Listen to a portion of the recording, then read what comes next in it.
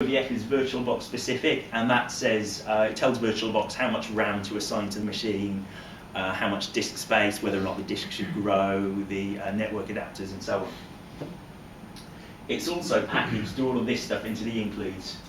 So that second Vagrant file there, that's the one that I wrote, and it's got all of the Puppet scripts.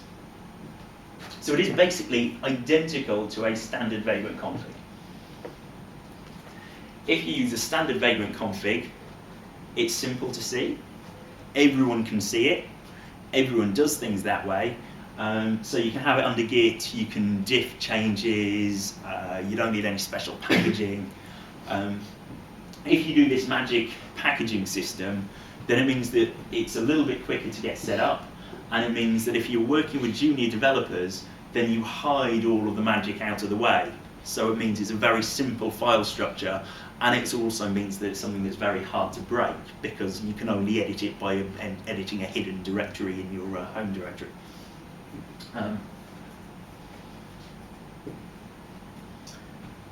If you were to package everything, but leave the Puppet manifests out there, then you get a very small base box, so more like 350 meg.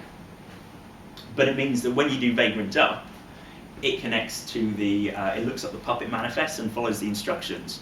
So when it does install Apache, it's basically typing in the command sudo apt-get install Apache and downloads that from Ubuntu. And then it downloads MySQL and maybe Drush. So you end up with a dependency on having internet access, and B, you end up with a dependency on having all of those sites up. So if one of the apt mirrors goes down, then maybe your install won't work, or if Drupal.org goes down, you might not get Drush. But on the plus side, it always gets the latest version of the package. If you package everything with this magic packaging script, your base box is bigger, but it means if you're on a train and you want to start a new VM, you can do it like that without having to get internet access. But it means that when you build it, that's the time frame where your packages are frozen. So if they update afterwards, then they'll be out of date. I will cover this very briefly. Why would you create a base box? If you follow the instructions of Puppet and Chef, you're still left with something someone else built. Okay, this base box is your template, and it contains some SSH keys and some Vagrant specific things, but it's not something you've built. It's maybe not something you trust, and maybe it's not the source OS you want. I don't know. Does anyone run Slackware? No. It was the first Linux I ever tried. I decided never to ever use it again. A lot of manual configuration. If you do decide to create a base box, you create your virtual machine in VirtualBox like everyone else does. Vagrant gives you a set of community standards for what you should do with a Vagrant image. It says that you should assign 512 meg RAM, because this is a distributable virtual machine, and you don't want to start handing around something that requires 2 gig of RAM and isn't going to work on everyone's machine. So there's a set of community standards. Unless you have something really extraordinary, then you should probably follow those. And you do need to do several Vagrant specific things. So once you've installed a plain old Ubuntu box, so you install it from the CD-ROM or from an ISO, then you need to add a Vagrant user, you need to add some SSH keys, and that website will tell you exactly what you need to do. VWE is a very recent tool that automates all of the building of base boxes too. So actually, if you search around for instructions on building base box, you will find a load of websites which tell you how to do it manually, step by step. Install Ubuntu, add this, add that. Don't do that. Just get VWE, and VWE will build it all automatically. When I went to look, vagrantbox.es is kind of a site I trust. It's got a list of 88 or so VMs at the moment, except some of them are maybe more trusted than others. So the ones at the top are from Ergon Logic, who is part of the Drupal community and is very active. He's an Aega maintainer. So I would trust those ones, but the ones that are coming from a Dropbox that I'm probably a little bit less sure about those ones. because it's just a template, right? You have no idea what's in there. Puppet Labs do some, and Ubuntu Canonical have some Ubuntu specific ones. They basically do the same thing. Puppet and Chef are both Ruby DSLs, domain-specific language. They install packages, create users, manage config. They both have active open source community. If you look at my examples, I use Puppet.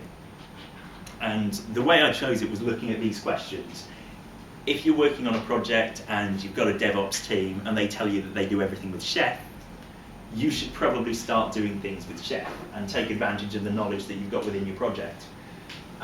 If you're using some of the Drupal tools, there are some open source Drupal projects which package Vagrant with Chef, and others which package them with Puppet. So choose whichever one you feel like, but once you've chosen one, you are essentially stuck with that choice.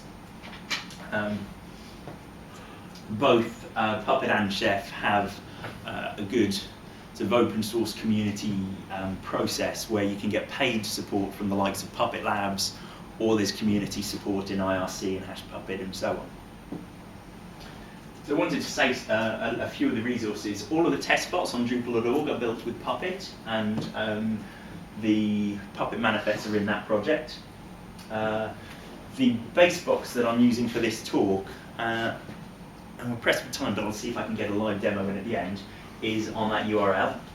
And Project Oscar is kind of the same thing that I started building a year or two ago. But the base box that I built for this talk is probably a bit better than Oscar, so I think a lot of that is going to be updated soon. Mark Sonnebaum wrote Megalodon. The Megalodon scripts are essentially to set up a MacBook as a development environment. And it's nothing to do with VMs, it just installs the database and Apache and so on. But it is a standard Chef script that you could probably refactor to use in a VM. So that's a really good one. And the Drupal Vagrant project is up there too. Standard URL, so VirtualBox you'll need, Vagrant you'll need, the base box you'll want to download from, Puppet Labs and Chef. Just Vagrant is an interesting one. That's a project that some of the AGA guys were hacking on back in Munich.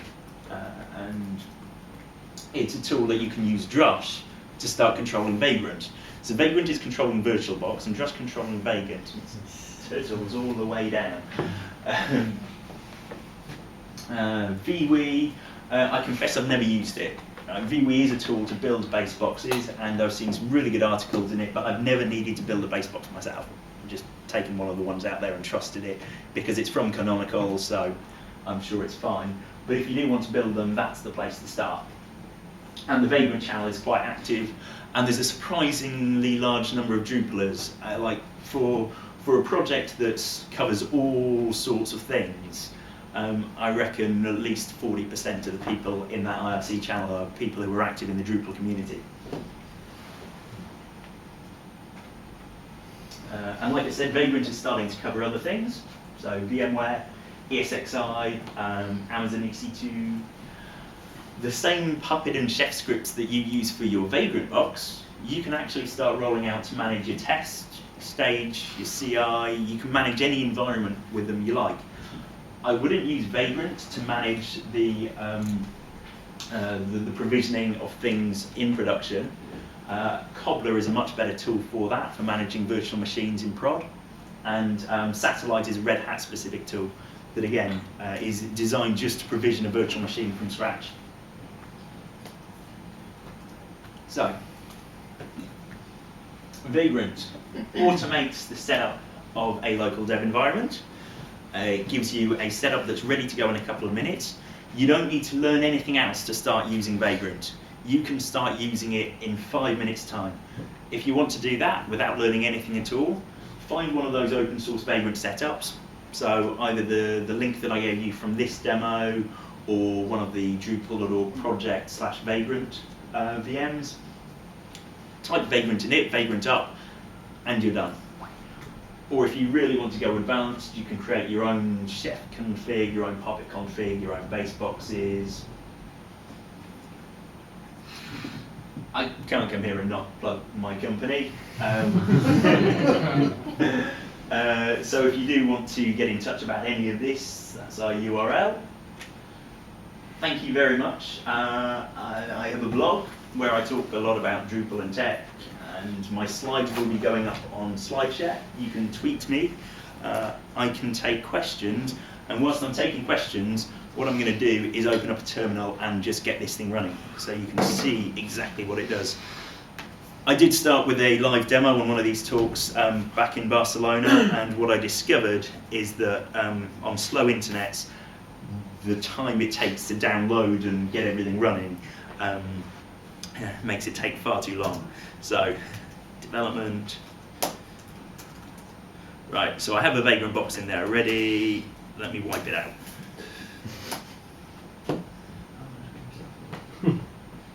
It's great, I have control. Whilst that's going on, does anyone have any questions? Yes? When you're developing local sites, multiple local sites, how do you deal with that in Vagrant? Do you have multiple VMs, or do you set up virtual hosts within one VM? I spent about 9 months working as a consultant where I moved from project to project every week. And so I would start on a new site every single week. So I set up Project Oscar to solve this problem. At the start of the project, on Monday morning, first thing I do, make a new directory, project foo, cd to it, Vagrant init Oscar, Vagrant up.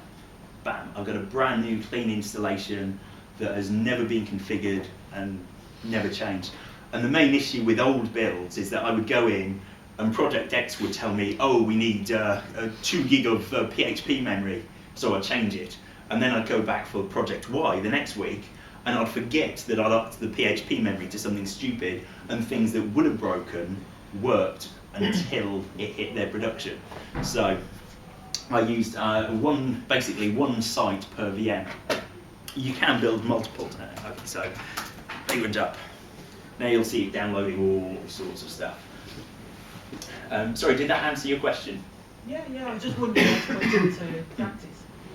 The other thing I do if I've got one project which maybe has multiple sites is I tend to put all of the project work in /SRV, and so if I've got site A and site B, I've got /SRV /site A /htdocs and /SRV site B htdocs, and then I just use Apache virtual hosts, name-based virtual hosts to run both sites.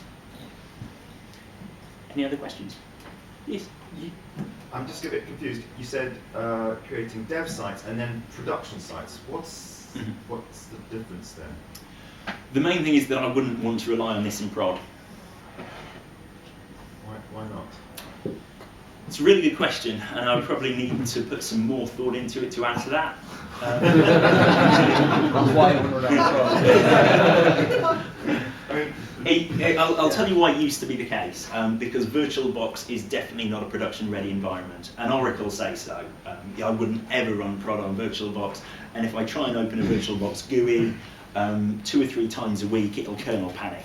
So I'm not about to use that in prod. And because Vagrant used to be tied to VirtualBox, that meant that it was outright out. Now that you can use it to control ESXi and EC2, then no, maybe Vagrant is actually a genuine tool that you could use to manage prod.